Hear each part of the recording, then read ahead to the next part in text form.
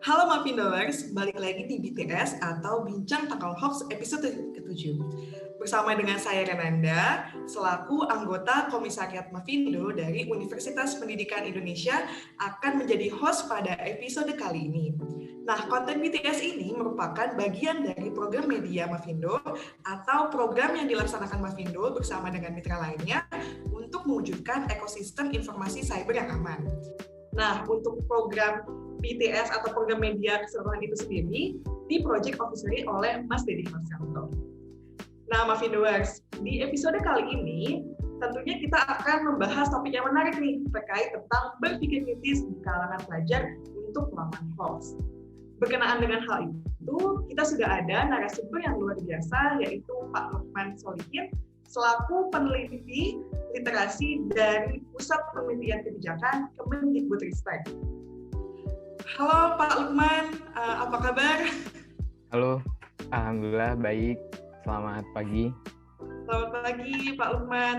Kalau boleh tahu untuk saat ini Bapak kesibukannya apa ya Pak? Hampir sebulan sih kerja dari rumah ya, karena sebelum PPKM kita juga kebetulan di kantor beberapa terpapar COVID gitu, jadi kerjanya dari rumah. Hampir setiap hari ada Zoom tentu saja, selain kita udah mulai ada olah data penelitian yang sudah kita lakukan sejak awal tahun sih. Sementara mungkin ya seperti itulah Mbak. Oh ya, menarik sekali ya Pak, mungkin di tengah pandemi ini terus berproduktif ya Pak untuk melakukan berbagai kegiatan lainnya. Nah, berhubungan dengan berpikir kritis ini ya Pak di kalangan pelajar, ternyata di masa pandemi ini khususnya penyebaran hoax itu ataupun orang yang menjadi korban dari hoax tersebut itu berasal dari berbagai kalangan ya Pak. Tidak hanya lapisan masyarakat tertentu, tapi juga ada pelajar juga gitu yang menjadi penyebar hoax atau bahkan menjadi korbannya itu sendiri. Nah, Bapak Lukman, dalam melihat fenomena ini, tanggapan Bapak bagaimana ya Pak, dan mengapa hal ini tuh bisa terjadi Pak? Ya, pertama mungkin ada kutipan menarik dari mantan Mendikbud ya, Pak Daud Yusuf. Beliau bilang bahwa dalam konteks masyarakat demokrasi yang diperlukan itu adalah warga yang membaca gitu, bukan individu-individu yang sekedar pendengar dan gemar berbicara. Dalam konteks seperti ini saya kira pertanyaan tadi menjadi relevan ya. Jadi bagaimana masyarakat secara umum, baik orang dewasa maupun pelajar, itu juga menjadi masyarakat pembaca sebetulnya, bukan hanya menjadi pendengar dan gemar berbicara, baik di media sosial maupun dalam kehidupan sehari-hari tentu saja dalam konteks itu. Nah, mengapa sih sebagian besar masyarakat kita, termasuk pelajar, mungkin masih termakan hoax? Di kami yang biasa meneliti literasi ada keyakinan bahwa semakin baik literasi suatu masyarakat sebetulnya akan juga semakin baik dalam mengolah dan juga menapis informasi gitu ya, karena dia sudah mampu, dia tahu cara mendapatkan informasi yang baik gitu, mengolahnya dan juga memanfaatkannya untuk kepentingan atau keperluan dirinya gitu. Nah, sayangnya di masyarakat kita itu masih relatif belum baik literasinya. Ini ada beberapa parameter saya kira yang perlu saya sampaikan. Misalnya pertama, Puslijak sudah pernah mengeluarkan hasil kajian dengan nama Indeks Aktivitas Literasi Membaca, atau kita biasa singkat Indeks Ahli Baca ya. Di situ mengukur ada 4 aspek sebetulnya, yaitu akses terhadap literasi, kemudian kecakapan literasi, alternatif yang bisa memungkinkan akses tadi lebih banyak didapat, dan terakhir adalah aspek budaya baca. Nah, dari keempat aspek ini setelah dikalkulasi gitu ya dari data-data sekunder yang kita peroleh, indeks aktivitas literasi membaca masyarakat Indonesia itu masih di angka, kalau tidak salah 37,2 gitu. Nah, itu artinya masih dalam taraf rendah. Jadi aktivitas membacanya itu masih rendah, aktivitas literasinya masih rendah. Ternyata setelah dilihat detail datanya, kita masih rendah di 2 hal, yaitu akses terhadap bacaan, pertama. Yang kedua, budaya bacanya, kebiasaan membaca. Ini saya kira dua hal yang saling berkaitan, di mana kalau kita merujuk pada perkataan Fuad Hasan juga adalah mantan Mendikbud ketika itu, upaya untuk membentuk budaya baca itu sebetulnya dari 3 komponen. Pertama, kecakapan membacanya. Bisa baca dulu, kan nggak mungkin ya kita punya budaya baca kalau nggak bisa baca. Tapi alhamdulillah angka buta huruf kita itu udah di 4% kurang mungkin malah. Jadi 96% penduduk Indonesia lebih mungkin itu sudah bisa baca gitu. Artinya hal pertama sudah terselesaikan. Apalagi kesempatan untuk pendidikan kita, rata-rata lama sekolah kita juga dari tahun ke tahun meningkat gitu ya. Yang kedua adalah menurut Fuad Hasan itu perlu ada akses, perlu ada infrastruktur bacaan, perpustakaan, toko buku, bukunya sendiri itu harus ada. Karena apa? Karena dia punya kecakapan membaca tetapi tidak mampu mengelola atau memanfaatkan kecakapan itu dalam kehidupan sehari-hari juga nggak bermanfaat gitu, nggak akan membentuk budaya baca. Dan yang terakhir menurut Fuad Hasan, kebiasaannya perlu dibentuk kebiasaan untuk membaca gitu. Baru akan terbentuk budaya baca, baru akan meningkat literasinya nanti setelah dia punya kebiasaan membaca. Yang menarik sebetulnya data lain terkait dengan aktivitas literasi tadi adalah survei Susenas yang dilakukan oleh BPS. BPS setiap 3 tahun ada modul Susenas namanya MSBP, yaitu modul Sosial Budaya dan Pendidikan, di mana beberapa pertanyaannya itu mengarah pada kebiasaan membaca, kebiasaan literasi masyarakat kita. Jadi misalnya berapa sih yang berkunjung ke perpustakaan dari satu keluarga yang dia survei? Ternyata di tahun data 2018 ya yang dirilis di tahun 2019 itu menunjukkan sekitar 13,02% penduduk Indonesia yang mengunjungi perpustakaan. Jadi usia 5 tahun ke atas, usia pelajar sampai perguruan tinggi itu yang mengunjungi perpustakaan hanya 13,02%. Artinya ada sekitar 80 sekian persen itu ya nggak ke perpustakaan gitu ya. Nggak tahu apakah dia punya buku di rumah atau memang ya nggak berkunjung aja gitu. Nah, yang menarik juga dari survei BPS itu, sebagian besar pelajar kita usia 5 tahun ke atas tadi itu ketika ditanya membaca buku apa dalam waktu sebulan terakhir ya kalau tidak salah di pertanyaannya itu yang dibaca adalah pertama buku pelajaran. Ingat ya, buku pelajaran. Artinya 80% lebih itu yang dibaca oleh pelajar kita buku pelajaran. Yang kedua, kitab suci. Gitu. Kitab suci artinya ya relatif cukup religius lah ya, bagus gitu, tetapi dalam konteks literasi ini perlu dipertanyakan. Dan yang terakhir baru sekitar 50% itu buku pengetahuan gitu.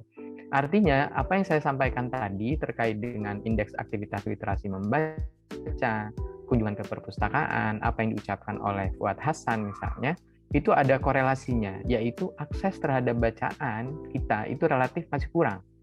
Sehingga itu juga tidak membentuk kebudayaan atau membentuk kebiasaan kita untuk membaca. Nah, kenapa kebiasaan membaca itu penting? Ini juga terkait dengan data PISA ya. Jadi yang kalau bapak-bapak atau rekan-rekan yang biasa berkecimpung di literasi biasa mengajukan hasil dari PISA ya. Jadi Program for International Student Assessment untuk menunjukkan kecakapan literasi dan numerasi masyarakat suatu negara, terutama pada usia 15 tahun.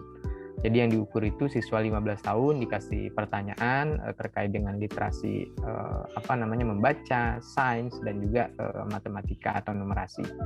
Nah, yang menarik dari data PISA ini di tahun 2018 terakhir kemarin, Indonesia itu anak-anak kita yang usia 15 tahun dari 7 dari 10 siswa kita itu tingkat literasi membacanya masih di bawah kompetensi minimal gitu. Apa yang disebut dengan di bawah kompetensi minimal tadi gitu. Jadi baru bisa membaca, memahami teksnya, tetapi ketika diajukan pertanyaan yang penalaran, artinya sudah relatif bisa keluar dari teks gitu ya. Tidak hanya mengacu pada teks, artinya kadang kan kita kalau ujian tuh ada di teks apa enggak ya? Ada di dalam paragraf berapa gitu ya. Nah, pertanyaan lebih lanjut dari itu sebetulnya yang bisa meningkatkan penalaran tadi gitu. Itu ternyata 7 dari 10 siswa kita belum mampu ke sana. Gitu.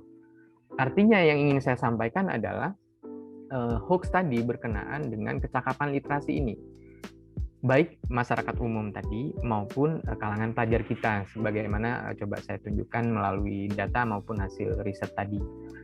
Hal lain yang juga menarik menurut saya, salah satu survei yang dilakukan oleh teman-teman di LIPI mengenai hoax dan misinformasi pada 2019 lah, sekitar Pilpres ya kalau nggak salah di 2019 itu.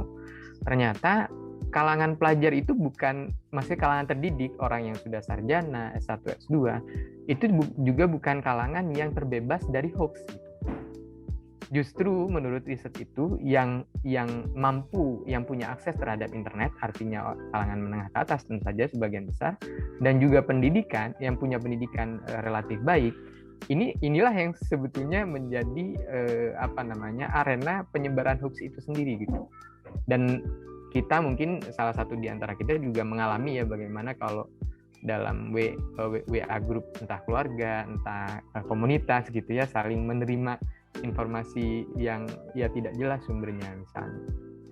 Mungkin itu sih Mbak sementara. Jadi mengapanya itu pertama tentu saja karena literasinya kurang. Dan kenapa literasi itu kurang? Karena dari dulu memang kita belum dibentuk punya aktivitas membaca yang baik, punya kebiasaan atau budaya baca yang baik gitu. Nah, sebetulnya internet melalui gawai itu juga punya potensi yang besar ya, karena isinya ya teks gitu. Isinya adalah bisa buku PDF, bisa juga berita-berita media sosial, tetapi tentu saja bisa juga hoax dan misinformasi tadi gitu. Jadi perlu diarahkan mungkin supaya juga paham bagaimana memilah dan memilih bacaan yang baik gitu ya akhirnya. Wah, berarti menarik sekali ya Pak, dari berbagai aspek gitu ya Pak, dari minat baca pelajar, kemudian juga dari minat tersebut mengarahkan kepada kecakapan literasi, dan nantinya itu akan membentuk pola pikir pelajar ya Pak, yang dapat membedakan berita yang benar atau yang salah gitu, untuk menganalisisnya ya, supaya bisa membedakan hal-hal tersebut.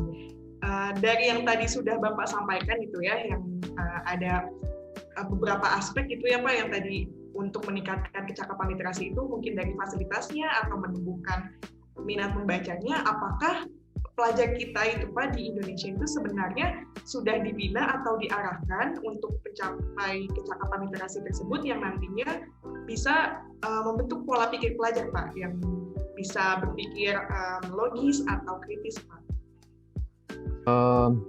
Ya. Pertama mungkin hal menarik yang pernah disampaikan oleh Taufik Ismail ya, beliau penyair, dokter hewan, tapi kita mengenalnya sebagai penyair dan budayawan. Beliau pernah bilang, karena beliau juga pernah mensurvei gitu, walaupun kecil-kecilan katanya, kata beliau bahwa ternyata sebagian besar pelajar kita itu nggak baca dan nggak bisa nulis gitu, sehingga dia menyimpulkan siswa kita itu mengidap apa yang dia bilang sebagai rabun membaca dan pincang mengarang. Rabun membaca artinya nggak biasa membaca, mungkin nggak tahu juga bacaan yang baik yang mana gitu ya. Jadi kalau disuruh baca novel mungkin ya nggak tahu milihnya yang mana gitu ya, yang katakanlah novel bagus misalnya, atau bacaan-bacaan yang baik gitu, yang bagus. Jadi rabun membaca dan pincang mengarang, nggak bisa ngarang, nggak bisa nulis. Mungkin sebagian dari kita juga mengalami ketika sekolah dulu, pelajaran atau tugas mengarang itu tugas yang tidak menyenangkan gitu, karena kita tidak dibentuk untuk katakanlah terbiasa untuk menulis, terbiasa untuk mengutarakan pendapat melalui tulisan gitu. Tapi ini soal lain. Tetapi bisa jadi apa yang disampaikan oleh Taufik Ismail ini masih relevan ya hari ini. Masih relevan dalam arti pendidikan kita itu belum sepenuhnya mungkin membentuk siswa agar lebih kritis, logis gitu. Tetapi tentu saja ini bukan tidak dilakukan. Jika kita membaca misalnya dokumen-dokumen dari kurikulum 2013 misalnya ya, salah satu hal penting perubahan dari kurikulum sebelumnya ke kurikulum 2013 itu adalah ingin membentuk proses belajar yang lebih saintifik. Jadi arahnya lebih kepada bagaimana mendorong siswa itu agar berpikir kritis, logis, dan ilmiah gitu. Jadi ketika dalam proses pembelajaran, proyek-proyek dalam arti penelitian-penelitian kecil, observasi, itu sangat dianjurkan untuk dilakukan oleh guru sehingga mendorong siswa memahami sesuatu materi itu bukan berdasarkan bacaan dan hafalan. Misalnya memahami bagaimana dalam pelajaran IPA misalnya gitu ya, bagaimana tumbuhan, klorofil misalnya dan seterusnya itu tidak dengan hafalan bacaan saja, tetapi bagaimana kemudian praktik menanam bibit-bibit misalnya, bibit-bibit tumbuhan sehingga dia tahu langsung bagaimana proses pertumbuhan si bibit tadi, bagaimana logikanya, bagaimana proses itu bisa dia nalar gitu ya, sehingga tidak hanya hafalan tadi. Ini akan sangat berbeda sebetulnya kenapa pengetahuan yang sifatnya hanya bacaan dan pengalaman ya. Artinya pada kurikulum 2013 itu didorong siswa mengalami, mengobservasi, melihat dengan inderanya gitu, menyimpulkan dan kemudian mendiskusikan. Nah, ini yang relatif agak berbeda dengan kurikulum sebelumnya. Tetapi tentu saja dalam proses pembelajaran akan sangat bergantung terhadap kapasitas dan juga kecakapan guru dan dukungan oleh sekolah. Artinya apa? Sesuatu yang sudah coba didesain gitu ya dengan baik, implementasinya itu sangat bergantung pada guru dan sekolah gitu. Sekolah dalam arti keseluruhan di sekolah ya, ada kepala sekolah, ada komite sekolah, ada guru di dalamnya. Nah, di dalam kelas guru tentu saja yang sangat berpengaruh terhadap proses pembelajaran gitu. Nah, demikian maka proses pembelajaran oleh guru ini menjadi penting gitu. Dan oleh karena itu peningkatan kapasitas dan juga kemampuan guru ini juga menjadi penting. Ini menjadi agenda sebetulnya dari Kemdikbud sejak Mas Nadiem ini untuk meningkatkan proses meningkatkan proses pembelajaran di dalam kelas dengan cara meningkatkan kapasitas guru gitu. Ada teori dalam pendidikan yang menyampaikan bahwa apapun kurikulumnya, keberhasilan pembelajaran itu sangat bergantung pada guru gitu. Jadi kalau guru mampu dengan cakap membawakannya pembelajaran di dalam kelas dengan baik, artinya sikap kritis, sikap ilmiah itu akan terbentuk dengan baik, bukan hanya hafalan gitu ya, bukan hanya hafalan. Nah, terkait dengan hal ini, saya ingat riset kami di 2020 sampai 2021 itu menganalisis tentang buku PPKN, Mbak Renan. Jadi buku PPKN ini kan terkait dengan demokrasi, topiknya ketika kami meneliti bagaimana sih buku PPKN kita itu mengarahkan siswa kita supaya demokratis, ya menjadi insan yang demokratis gitu, baik dari jenjang SD sampai SMA. Nah, temuannya secara umum ternyata kalau di jenjang SD itu lebih banyak diajari tentang civil society, mengenal dirinya, mengenal keluarganya, peran mereka seperti apa. Tetapi semakin ke SMP, semakin ke SMA, itu lebih banyak teoritik gitu. Dalam arti mengenalkan konsep bagaimana Pancasila, UUD 45, negara, sistem pemerintahan, otonomi daerah gitu. Itu dikenalkan lebih banyak ke teoritik ya boleh dibilang. Sehingga praktiknya menjadi kurang. Artinya siswa juga kemudian dibentuk lebih banyak pengetahuannya, bukan pengalaman berdemokrasi, bukan bagaimana mengkritisi demokrasi misalnya dalam konteks menghidupkan kritisisme tadi. Artinya memang dalam hal ini saya kira masih banyak PR kita ya, dan tidak hanya menjadi tanggung jawab Kemdikbud saya kira gitu, karena juga keluarga dan juga masyarakat. Kalau kata Ki Hajar Dewantara, pendidikan itu ya di 3 lokus itu gitu ya, di perguruan, di sekolah, di keluarga, dan juga komunitas atau masyarakatnya gitu. Seperti itu, Mbak. Kemudian kalau Pak Lukman sendiri melihat gitu ya, tren yang ada di beberapa negara yang mengajarkan dan mendidik pelajarnya itu untuk memiliki kemampuan pemeriksa fakta atau memeriksa fakta, itu seperti apa ya Mas trennya? Di Indonesia ya, di Kemdikbud begitu? Mungkin bisa di Kemendikbud itu sendiri atau mungkin di negara-negara lainnya, Mas Pak. Iya, kalau berbicara dalam konteks Indonesia gitu ya, memang saya kira kalau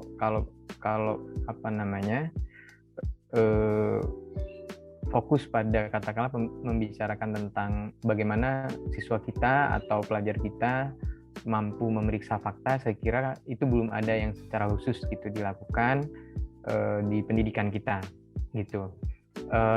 Ini sebetulnya bagian dari literasi tadi sebetulnya ya. Kalau dalam konteks Kemdikbud melihatnya bagian dari literasi. Artinya apa? Kecakapan literasi, terutama literasi informasi misalnya, diharapkan mampu untuk menangkal hoax tadi. Nah, bagaimana literasi dihidupkan atau dibudayakan di sekolah? Kemdikbud sebetulnya punya program gerakan literasi nasional ya, itu sejak 2016 sampai sebelum pandemi lah, karena itu sifatnya umumnya berbasis cetak begitu, dilakukan di sekolah dengan tatap muka, dan kemudian sejak pandemi 2020 awal sampai sekarang belum berlanjut lagi, tetapi kita ada ancang-ancang sebetulnya untuk mulai menghidupkan literasi di rumah dengan literasi digital misalnya, dengan memanfaatkan sumber-sumber melalui digital, dan ini sudah dilakukan juga sebetulnya. Salah satunya misalnya kami pernah meneliti juga di Kabupaten Badung di Bali ya, salah satu kabupaten yang baik saya kira karena di sana, tapi memang karena PAD-nya besar sekali ya karena pariwisata, jadi mereka punya sumber daya yang relatif cukup untuk memberikan bantuan laptop kepada siswa kelas 5, 6, SD, SMP seluruhnya, SMA seluruhnya gitu. Nah, laptop itu kemudian dibenamkan aplikasi iBadung seperti iPusnas ya, jadi perpustakaan digital tetapi milik Dinas Perpustakaan Provinsi Kabupaten Badung. Isinya adalah buku-buku digital, bisa langsung dibaca di laptop tadi, dipinjam dibaca gitu. Nah, gerakan literasi sekolah yang menjadi bagian dari gerakan literasi nasional tadi, jadi dilakukan di sekolah, itu salah satunya adalah dengan melakukan pembiasaan membaca. Nah, pembiasaannya itu seperti apa? Dilakukan dengan cara 15 menit membaca sebelum pelajaran dimulai gitu ya. Nah, di Badung tadi yang dilakukan oleh kelas 1 sampai kelas 4 itu ya buku teks, buku cetak maksudnya.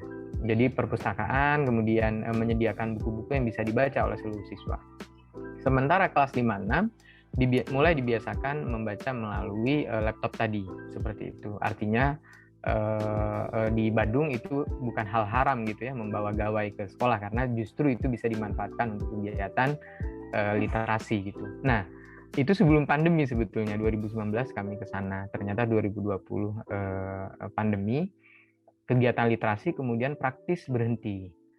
Tetapi saya punya anggapan daerah-daerah seperti di Badung ini yang relatif punya solusi karena mereka sudah mulai membiasakan siswanya untuk membaca melalui perangkat digital gitu. Nah, ini sebetulnya yang belum banyak kita lakukan ya, artinya transformasi dari cetak ke digital belum banyak dilakukan di sekolah. Ini harus saya sampaikan juga saya kira. Dan ini juga penting ya, perlu untuk didorong karena apa? Karena sumber-sumber digital ini sumber yang maha dahsyat gitu ya. Datanya sangat besar, sangat banyak gitu, maha data kalau orang bilang ya. Kita bisa baca apapun, baik yang baik maupun tidak baik tentu saja. Nah, dalam konteks itulah, dalam konteks transformasi dari cetak ke digital, pembiasaan membaca tidak hanya cetak tetapi juga di digital, ini menjadi memerlukan kecakapan untuk memeriksa informasi yang baik dan benar tadi gitu. Nah, apakah informasi yang baik dan benar ini sudah diajarkan kepada siswa kita secara konkret, real, fokus gitu? Itu mungkin yang belum saya kira, belum langsung misalnya diajarkan kepada siswa. Justru yang menarik, sebagian orang dewasa, dan saya kira itu termasuk adalah guru-gurunya juga, guru-guru kita juga adalah orang-orang dewasa yang juga bisa jadi berpotensi termakan hoax gitu. Artinya dari segi pendidiknya sendiri bisa jadi bukan orang yang steril dari hoax gitu. Nah, artinya kalau kita ingin memberi penguatan kepada pelajar supaya paham memeriksa fakta, dan sebagainya. Ini juga yang perlu dikuatkan adalah orang dewasanya, saya kira, yaitu guru maupun orang tua. Tentu saja harus sinergi. Kenapa demikian? Karena mau tidak mau siswa kita memang yang digugu dan ditiru itu ya salah satunya guru gitu ya. Salah satunya guru. Artinya kalau guru itu kritis, guru juga paham bagaimana memanfaatkan informasi, menggunakannya gitu ya. Itu juga akan mampu mengarahkan siswanya untuk melakukan hal-hal baik tadi. Contoh kecil misalnya, jika guru itu paham bagaimana proses kopas gitu misalnya, copy paste dari tugasnya dia, kemudian siswa main salin saja dari internet, kalau dia paham cara memeriksanya gitu, maka itu juga akan memudahkan dia mengecek hasil tugas siswa, sekaligus juga bisa memberi panduan atau katakanlah bisa mendidik siswanya supaya tidak melakukan hal seperti itu gitu, hal yang tidak diinginkan tadi, karena ya itu kan plagiarisme gitu ya, itu kejahatan lah gitu, walau ya kejahatan intelektual tentu saja. Nah, hal-hal seperti ini saya kira harus sinergi, jadi siswa iya, kemudian orang dewasa juga iya, saya kira. Mungkin seperti itu, Mbak. Nah, kalau untuk efektivitas atau pihak-pihak juga yang terlibat dalam gerakan tersebut, apakah hanya dari pihak Kemendikbud saja, Pak, untuk yang program literasi tersebut, atau bahkan juga melibatkan pihak lain, serta seberapa efektifnya Pak untuk membentuk budaya baca yang nantinya bisa meningkatkan kecakapan literasi pelajar itu sendiri? Iya, yang kami juga ada beberapa riset terkait dengan gerakan literasi sekolah, memang menemukan beberapa praktik baik, beberapa yang lain ya bukan praktik baik gitu ya, bukan praktik buruk juga sih, tapi bukan, bisa dibilang bukan praktik baik gitu. Nah, praktik baiknya apa? Praktik baiknya adalah salah satunya kolaborasi. Jadi begini, sekolah yang baik yang dikelola oleh kepala sekolah yang paham pentingnya literasi. Paham pentingnya literasi itu begini, kepala sekolah atau guru yang hanya mengejar ketuntasan kurikulum, kecakapan siswa yang diukur oleh ujian nasional, ketika ujian nasional ya, ketika masih ada, maka yang dikejar adalah sesuatu yang bisa langsung tampak hasilnya. Kalau kebiasaan literasi tadi kan nggak langsung tampak kadang. Kebiasaan kita membaca, kecanduan kita terhadap buku, itu mungkin tidak bisa langsung di akhir tahun ujian kita langsung meningkat. Belum tentu gitu. Nah, justru kadang ada kepala sekolah atau guru yang permintaan dekatnya itu atau kebutuhan jangka pendeknya itu yang dia layani, karena dia mungkin nggak paham justru pada aktivitas literasi ini yang akan membuat siswanya berhasil di masa depan. Yang dia kejar adalah ujian akhir nasional. Ujian akhir nasional kemudian membuat siswa atau guru, kepala sekolah maupun siswa itu ya banting tulang, harus ikut les, kadang gurunya harus nambah pelajaran gitu ya, sehingga kegiatan 15 menit membaca itu pun kadang dianggap sebagai buang-buang waktu. Nggak ada efek langsung, dampak langsung terhadap kecakapan kurikuler siswa, kecakapan yang bersifat akademis langsung. Tetapi di masa depan, justru saya yakin di masa depan justru inilah yang bisa membentuk rasa ingin tahu yang makin tinggi gitu ya, curiosity, kritisisme, skeptis misalnya. Tidak semua bacaan yang dia baca itu dia rasa benar, dia harus pilah, dia harus pahami, bandingkan misalnya. Itu kan dari proses membaca yang lama. Nah, membaca yang lama itu memerlukan pembiasaan tadi gitu.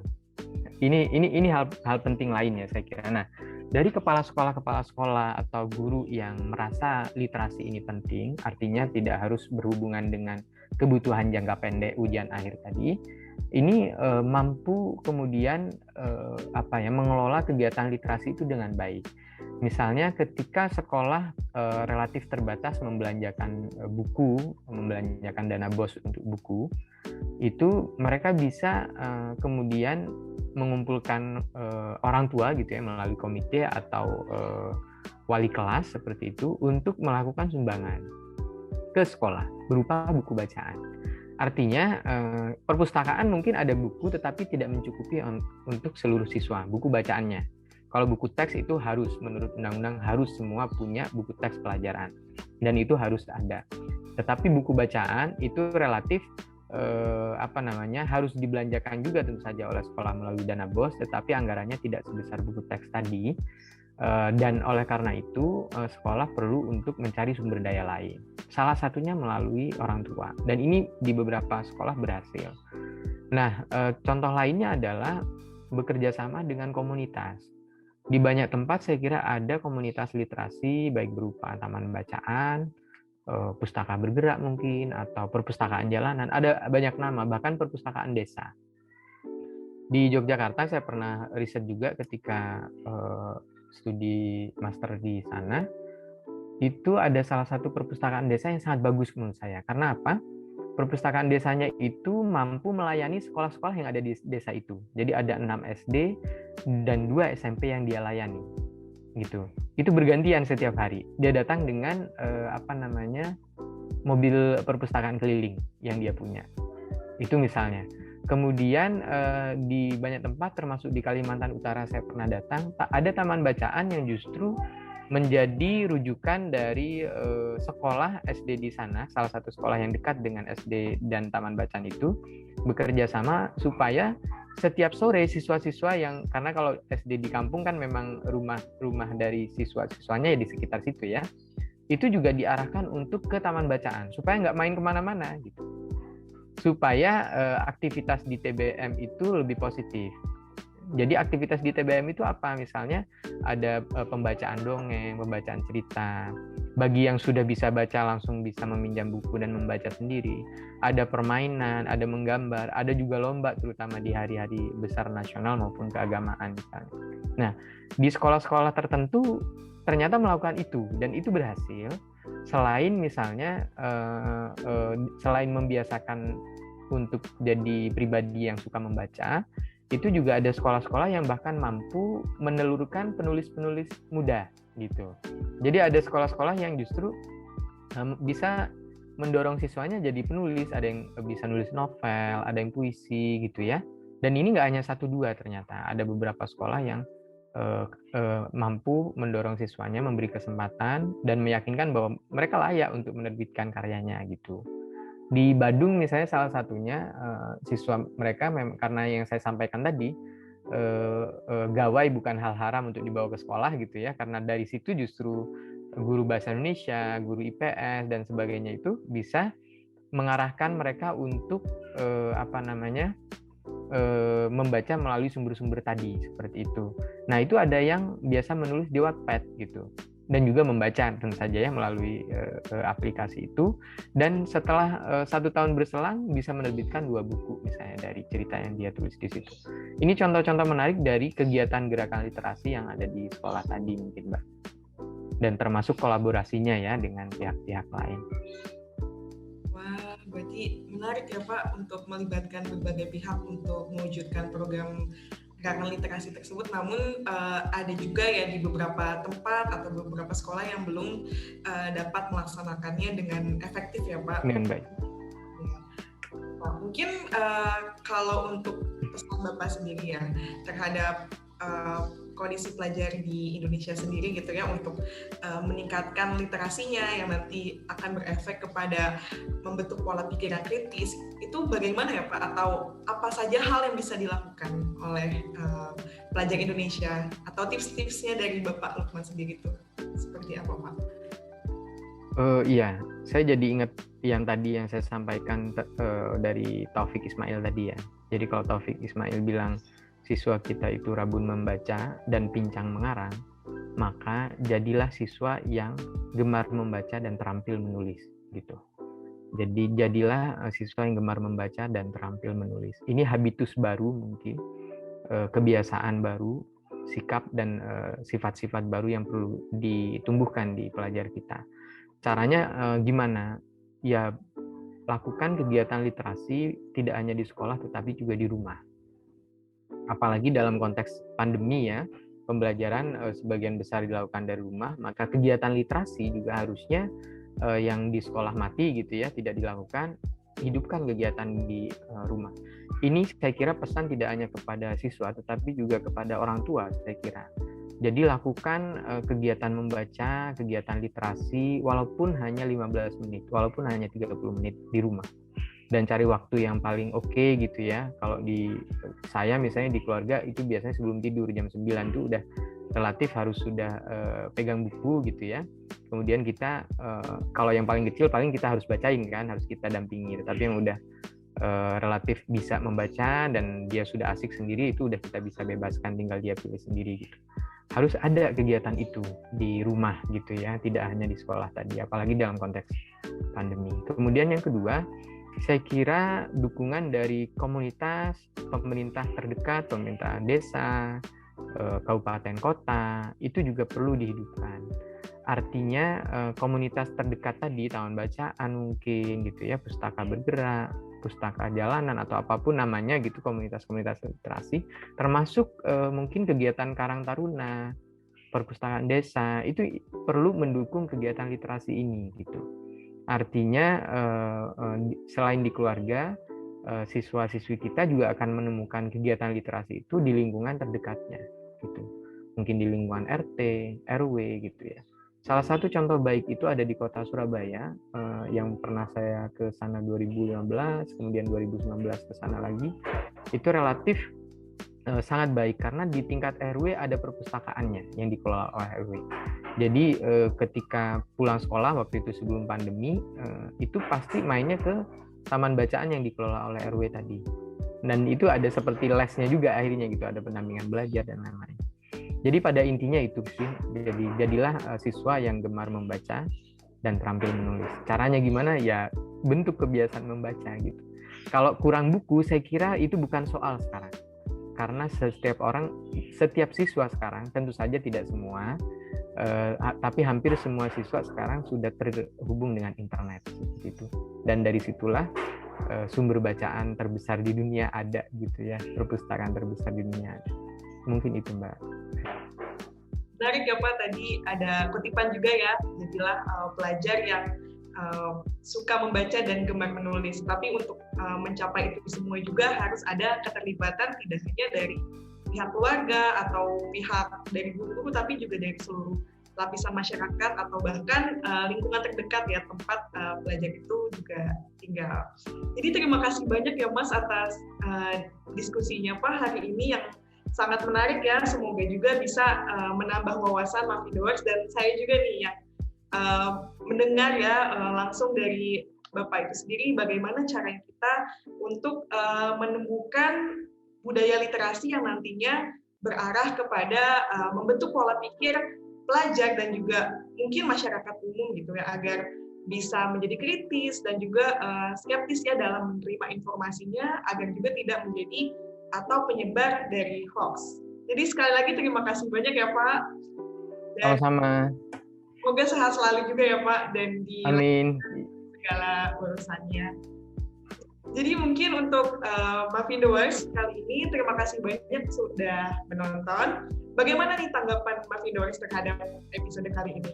Jadi mungkin nanti juga bisa ditaruh di kolom komentar ya, apa aja sih yang ingin dibahas lebih lanjut di BPS di episode selanjutnya. Jangan lupa di-share, di-like, dan di komen juga dari video-video Mafindo Works, dan nyalakan lonceng notifikasinya agar nggak ketinggalan program-program atau video-video yang menarik dari Mafindo. Sampai bertemu lagi dari saya Renanda dan Pak Lukman. Sampai jumpa, sehat selalu.